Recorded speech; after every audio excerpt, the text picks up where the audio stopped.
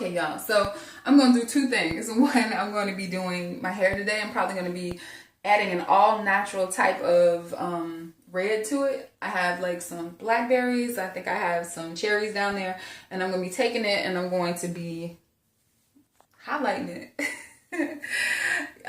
This is the second part of segment to this video, but I decided I was going to do it over because I was kind of moving around a little bit. I have been getting back into my Bible scriptures, and everybody goes through a phase or a time that this is this is early in the morning. I get up early, so Saturday is no different. But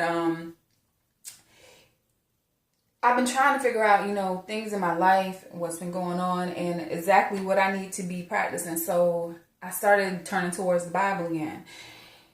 So one of the great things that I read that really gave me acknowledgement into a lot of stuff that's going on and how to be a better wife was passages on how to be a better wife. I Googled them. I said, how to be a good wife, Bible verses. And it came up with a whole slew of them. So as I grow and I strive to be a better wife, I'm going to give you some of the things that helped me that came from the Lord. And this is the Father's word, spoken through somebody or not. Well, it's always spoken through somebody if it's from God. Or it's him talking. But either way, it's his word. So it says, I'm striving to be an excellent wife. I am striving to be an excellent wife. I am far more precious than jewels. The heart of my husband's trust is in me, and gain he will have no lack of. Good I do toward him, harm not I do. Flax and wool I seek and receive, with hands that are willing. I am a merchant ship, food I have brought from near and afar, both day and night. I raise proudly food for my household and portions for my maidens. I purchase a field and buy it, then bring forth fruit. With my hands from the vineyard I planted. So let's go back and break this down. I am far more precious than jewels. This means that to me, I am precious to my husband. I'm something that he values. And he values like jewelry. The heart of my husband's trust is in me. This means that I need to be trustworthy. I don't need to be out there fucking with other men. I don't need to be out there, acting a certain type of way or being disrespectful to my marriage. These are all things that the Lord intended for us to understand in order to gain a better self, to become Christ-like. So that's one of the most important ones to me. The heart of my husband's trust is in me. So he needs to be able to trust that I'm going to be honest with him, trust that I'm going to try to love him, trust that I'm going to be a good person. He needs to be able to trust that in me. And my virtue.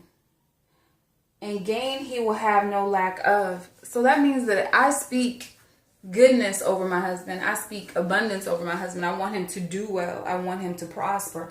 These are the things that we need to speak into our husbands. And a lot of the time, in the past, we have spoken things over our husbands that have not necessarily. I have done this. I can't speak for nobody else. Let me talk about myself. And that needs to stop. And I'm going to stop it. So this passage right here is about speaking abundance over your husband. Good I do towards him. Let's not run around and motherfucking do hateful or evil things. I had a sister one time tell me that she put motor oil in her nigga food. And I said, what? She was like, yeah, so he could have the shits. You could have killed that man. Why would you even want to sleep by somebody? Y'all need to just break up. If it's to the point where you was trying to kill him or you plotting on it, it's time to roll out or get some counseling. That's when you angry. I done been there before, but yeah. So let's speak good things over our man.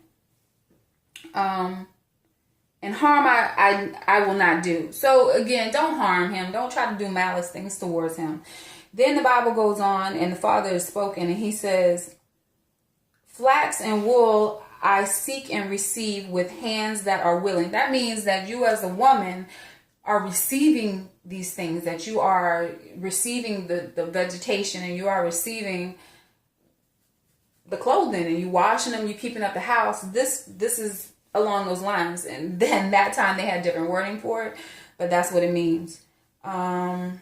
So, and you're happy to do it. You're not pissed off, man, I gotta wash these dishes. That's not how you are. You know you got tasks to do, and you getting them done. And that, I see that in all successful people. Successful people don't necessarily complain about what they have to do.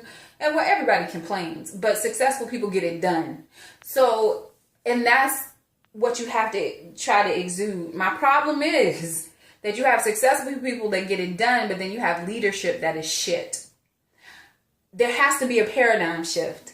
You know, if you have successful, writing people that are intelligent, that have the ability to do things, don't hold them back. In this society, it has been happening, and I rebuke that. I pray that it doesn't happen anymore. I pray that people are given the things that they need for the hard work they deserve. I pray that. I speak that into existence on all of our righteous people. If they work hard at things, I pray that they receive that. So that demon is no more. All right. So, hold on, where we left off at. I seek and receive the hands that, wool and flaxseed with hands that are willing. I am a merchant ship. That means you want to keep your body tight. You want to look nice. You want to keep your hair up. Women, we need to start going back natural. This is all my hair. This is not weave. This ain't no add-ons. This is my hair, gray hair and all. What I'm saying is, I used to wear weave. I had hair that was probably about this long. Especially when I first got my husband, and I need to put my ring on. But my hair was that short, and I started, my homegirl, Quetta, she could do some hair, and I started just getting it braided down. And after I got it braided down, it started just growing and growing. I would take it out. He would take it out for me, and I would wash my hair, and it just started growing. So I thank the Lord for that. But we all got to get to the point where we're not buying somebody else's hair, that we can grow our own. And I pray you, sisters, even if you have to buy weave, I'm not hating, because sometimes I might add another extension because I want my hair down here. But what I'm saying is, let's try to grow our own. And I pray that all of your hair grows. Okay, so I am like a merchant ship. Like I was saying, it's not just hair, it's also your body. So you want to start eating less meat off rip. There's a lot of protein in meat, and there's also a lot of other shit in meat. So you want to start eating more vegetables. You want to start eating more things that are from the earth, so that it can cleanse your body. Right now, people of melanated color, in some cases, have reports that they have higher cases of different illnesses. That right there will kill all of that, and then bring you back to a natural stasis. Daddy. Okay, so again, and with just back to that statement, I am like a merchant ship. You just want to make sure you keep your body up, practice some yoga, eat right, those type of things, just to make yourself not only feel good inside, but also look good for your husband, because nobody want to be around nobody that don't look like nothing. So you want to start taking care of yourself. And it says, with being a merchant ship, that you have brought food from afar and near. So basically, to me, that means that go out, have fun. Don't just always be in the house. I like going places. I like doing stuff. You know, me and my mate, me as a wife, I feel like you should bring the energy. Your man may not plan. He may not do this and that. But you as a person know what you want to do. And men have a tendency to be men. They don't think like we think. We are two different individuals. That's another thing. Women need to start understanding that men are men and women are women, and get back into our roles. I pray that that happens. I rise, and that means just cook. I bring food from near and afar. That means get up and cook a meal. Get up and cook some breakfast. Make some toast, some oatmeal. You know what I'm saying? Drink some orange juice. Just get up and cook for your family. Simple things like that will help you. I mean, I've done this with my kids, and I thank the Lord for them. And let's see. I rise proudly, food for my household and portions. So I raise as the wife proudly, and then I have food for my maids. That means my friends come over. They get to eat too. I purchase a field and I buy it, then bring forth fruits with my hand from the vineyard I planted. So you have got to get back into gardening. That is one of the good traits that the Lord has blessed us with. And this passage just kind of inundates that. It means that get out there and grow a garden. You know, you always want to have food for your household, and if you can sustain it. Now, for those people that don't have that, maybe a hydroponic system. They have wall units now that you can put into a nice condo. It runs off of a hydroponic system. You can grow some tomatoes, some cucumbers. Viney things will be perfect for something like that. So, and make a little spice garden. You want natural spices.